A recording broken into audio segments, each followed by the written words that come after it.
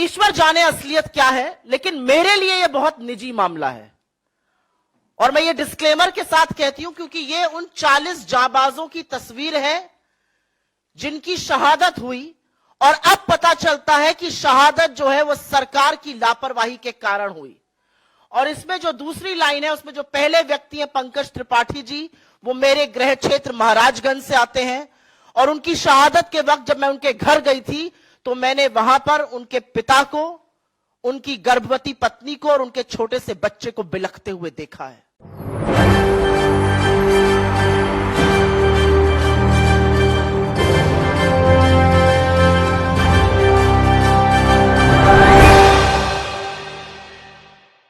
क्या देश में राष्ट्रपति शासन लग जाना चाहिए? और अगर लग जाना चाहिए तो मेरी इस बात से समर्थन है, जनता कर रही है। विपक्षी पार्टियां आखिरकार क्यों ये बोल रही हैं कि देश में राष्ट्रपति शासन लग जाना चाहिए? दरअसल अपने दर्शकों को मैं ये बता दूं कि देश में जिस तरीके के हालात देखने को मिल रहे हैं वो ये जाहिर तौर पर बता रहे हैं कि क्या सरकार से सत्ता संभल नहीं रही है, सरकार क्या देश को संभाल नहीं पा रही है। और जो मौजूदा समय के हालात हैं, जो मौजूदा समय की तस्वीर है, क्या वो ये जाहिर तौर पर बताती है कि अगर सरकार संभाल नहीं पा रही है तो सीधे तौर पर प्रधानमंत्री नरेंद्र मोदी को इस्तीफा दे ही दिया जाना चाहिए। मैं अपने दर्शकों को कुछ वीडियो दिखाऊंगा आज अपने इस प्रोग्राम में, जो कि ये जाहिर तौर पर जनता ही तय कर ले कि देश में राष्ट्रपति शासन लगना चाहिए या नहीं।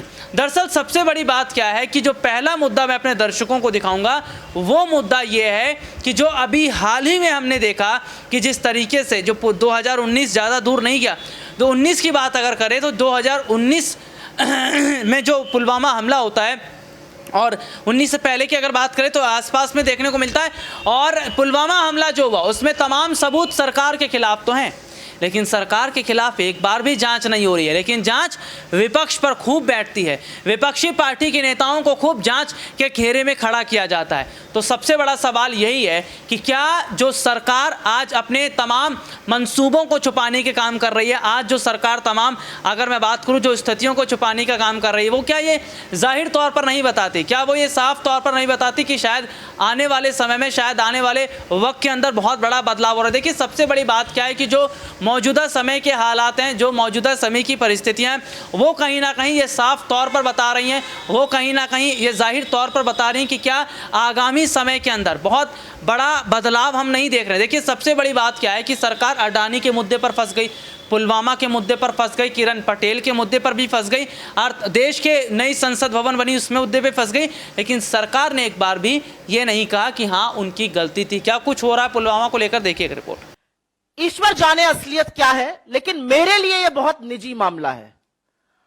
और मैं ये डिस्क्लेमर के साथ कहती हूं क्योंकि ये उन 40 जाबाजों की तस्वीर है जिनकी शहादत हुई और अब पता चलता है कि शहादत जो है वो सरकार की लापरवाही के कारण हुई। और इसमें जो दूसरी लाइन है उसमें जो पहले व्यक्ति हैं पंकज त्रिपाठी जी, वो मेरे गृह क्षेत्र महाराजगंज से आते हैं और उनकी शहादत के वक्त जब मैं उनके घर गई थी तो मैंने वहां पर उनके पिता को, उनकी गर्भवती पत्नी को और उनके छोटे से बच्चे को बिलखते हुए देखा है। तो मेरे लिए यह मामला बहुत निजी है। ईश्वर जाने इसका सत्य क्या है, लेकिन जो सत्यपाल मलिक जी ने कहा है उसने पूरे देश को सकते में डाल दिया है, पूरे देश को स्तब्ध कर दिया है। क्योंकि सत्यपाल मलिक जी, जैसा कि जयराम जी ने कहा या पवन जी ने कहा, यह कोई आम साधारण व्यक्ति नहीं है।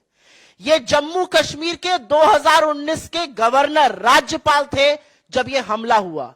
ये गोवा के राज्यपाल रहे, ये मेघालय के राज्यपाल रहे, बिहार के राज्यपाल रहे और इनकी काफी निकटता, ये विश्वास पात्र थे प्रधानमंत्री का। फर्स्ट नेम टर्म पर इन लोगों की बातें होती हैं और ये वो बात कह रहे हैं, इस बात की पुष्टि ये कर रहे हैं।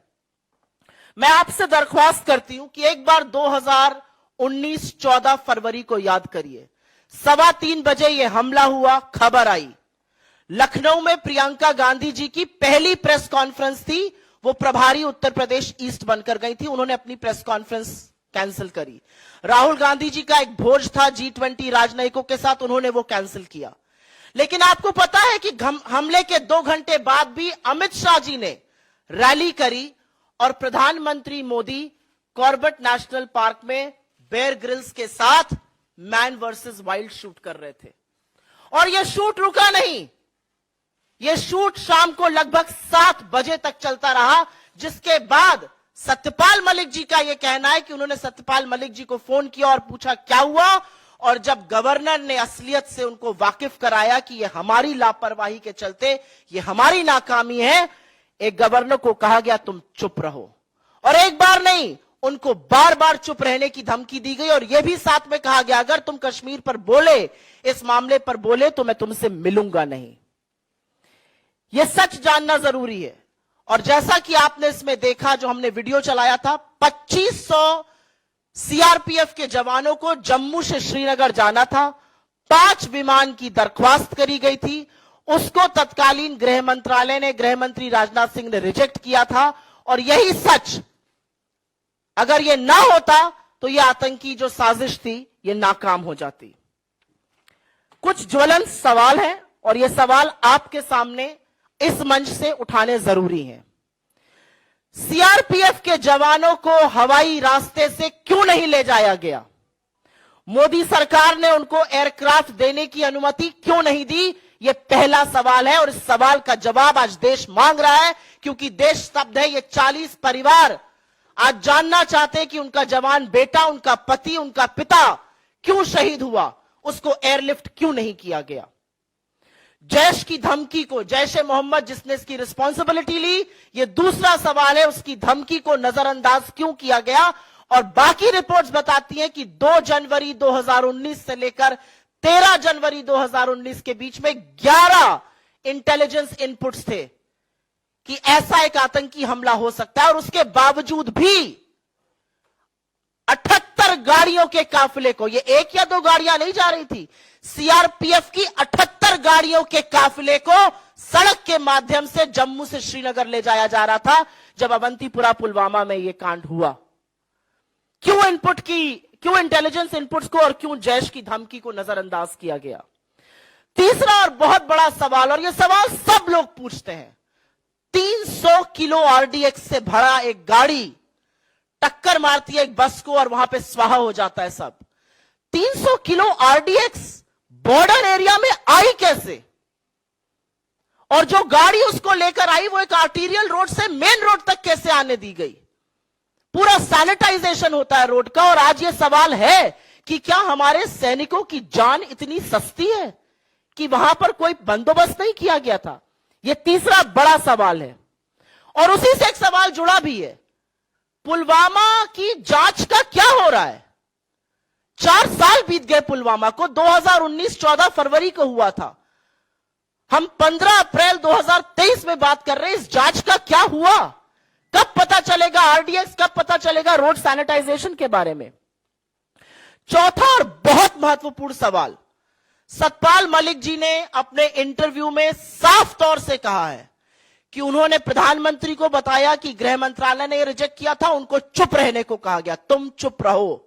और यही तुम चुप रहो नेशनल सिक्योरिटी एडवाइजर, राष्ट्रीय सुरक्षा सलाहकार श्रीमान डोवल जी ने भी उनको दिया। तो इनकी क्या रिस्पॉन्सिबिलिटी है? तत्कालीन गृह मंत्री राजनाथ सिंह जी की या डोवल जी की क्या रिस्पॉन्सिबिलिटी है? इनकी जिम्मेदारी कैसे, कब और कौन तय करेगा?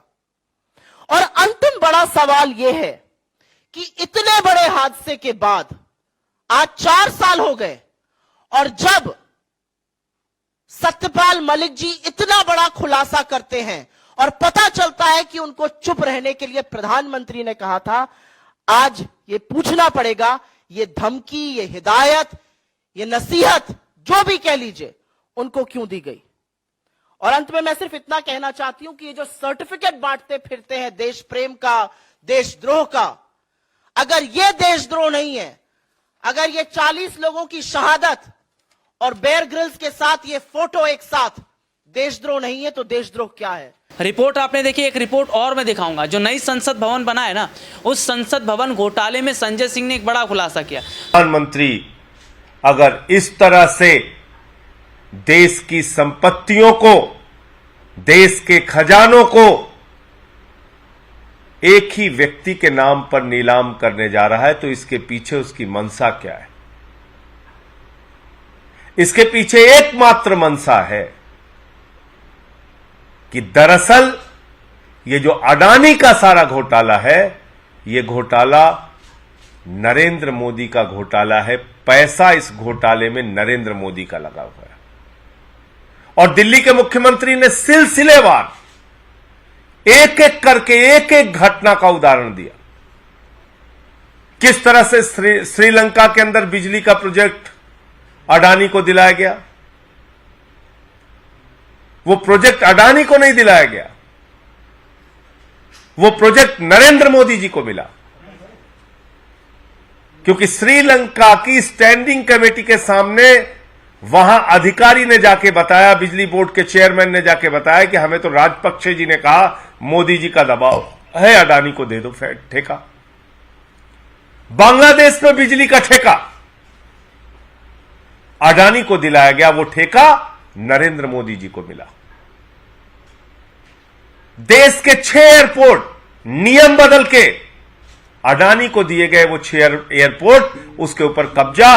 देश के सारे एयरपोर्ट्स के ऊपर जो भी व्यापार है उस पर 30% कब्जा अडानी का है, यानी कि नरेंद्र मोदी जी का है। और एक परंपरा शुरू की देश के प्रधानमंत्री ने, कनपटी पे बंदूक लगाकर संपत्तियों को छीनने की परंपरा। कृष्णापट्टनम एयरपोर्ट, कृष्णापट्टनम सीपोर्ट, वो मिल गया अडानी को। पहले सीबीआई का छापा होता है, ईडी का छापा होता है, फिर अडानी को। जीवीके पे छापा होता है, फिर एयरपोर्ट अडानी को। एसीसी पे छापा होता है, फिर एसीसी सीमेंट अडानी को। तो ये सारा कुछ अडानी को नहीं है, ईडी का, सीबीआई का इस्तेमाल करके ये सारा का सारा व्यापार, सारी की सारी संपत्ति नरेंद्र मोदी जी अपने नाम पर कर रहे हैं। और उनकी मंशा है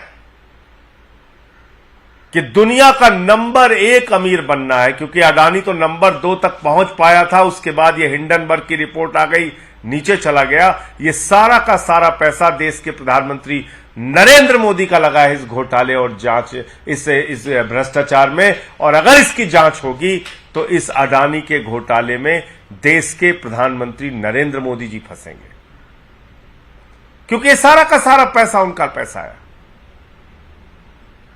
इसीलिए अपनी सरकार की परवाह किए बगैर, सारी विपक्षी पार्टियों की आवाज की परवाह किए बगैर नरेंद्र मोदी जी चट्टान के तरह इस अडानी घोटाले में अडानी के साथ खड़े हैं। और उनको मालूम है कि अगर जेपीसी की जांच होगी, ईडी की जांच होगी, सीबीआई की जांच होगी, कितना भी बचाने की कोई कोशिश करेगा, लेकिन इसमें नरेंद्र मोदी जी भारत के प्रधानमंत्री फंसेंगे। देश में कोयला की खदानें, लगभग 2800 करोड़ रुपए का कोयला सौगात के रूप में हर साल अडानी को दिया जा रहा है। और 30 साल तक, अगर आज के कोयले के हिसाब से भी दाम मान लिया जाए, लगभग 1 लाख करोड़ रुपए का कोयला अडानी को दे दिया गया। ये कोयला अडानी को नहीं दिया गया, ये भारत के प्रधानमंत्री नरेंद्र मोदी को दिया गया है। तो अब इस देश के लोगों को सोचना होगा, जो बात आज दिल्ली के मुख्यमंत्री ने की, अरविंद केजरीवाल जी ने की, कि आकाश से लेकर पाताल तक नरेंद्र मोदी जी सब कुछ अडानी को क्यों दे रहे हैं। 2.5 लाख करोड़ रुपए का बैंक का लोन अडानी को क्यों दे रहे हैं। 86,000 करोड़ रुपए का अडानी का बैंकों का कर्जा मोदी जी क्यों माफ कर रहे हैं। क्योंकि दरअसल ये सारा का सारा फायदा और पैसा नरेंद्र मोदी जी को मिलेगा, भारत के प्रधानमंत्री का पैसा है। और ये जो खुलासा आज दिल्ली के मुख्यमंत्री और आम आदमी पार्टी के नेता अरविंद केजरीवाल जी ने किया है, इसके बाद भारतीय जनता पार्टी बौखला गई है। मैं सुन रहा था अभी बीजेपी के प्रवक्ता को, संबित पात्रा को, वो परेशान है, दुनिया भर के आरोप लगा रहे।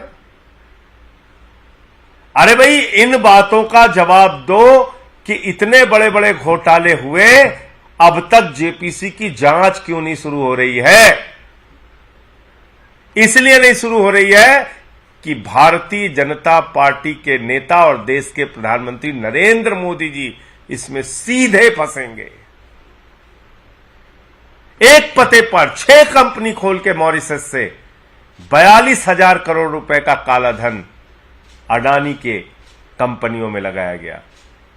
ये अडानी की कंपनियों में नहीं लगा पैसा, ये काला धन 42,000 करोड़ का ये नरेंद्र मोदी जी का पैसा है और नरेंद्र मोदी जी की फैक्ट्रियों में, उनकी कंपनियों में लगा है। तो ये कहा जा रहा है कि सरकार पर बड़े बड़े घोटाले के आरोप लग रहे हैं, लेकिन हम क्या देखते हैं कि उस पर जांच नहीं होती है।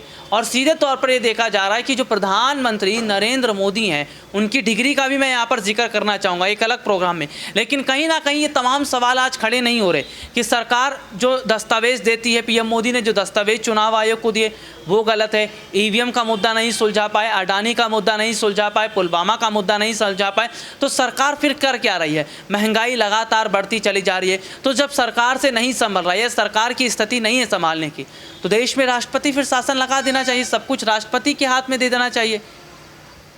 तो फिलहाल मैं अगर बात करूं आज के इस प्रोग्राम में इतना ही। आपसे फिर दोबारा मुलाकात होगी, तब तक के लिए इजाज़त दीजिए, नमस्कार।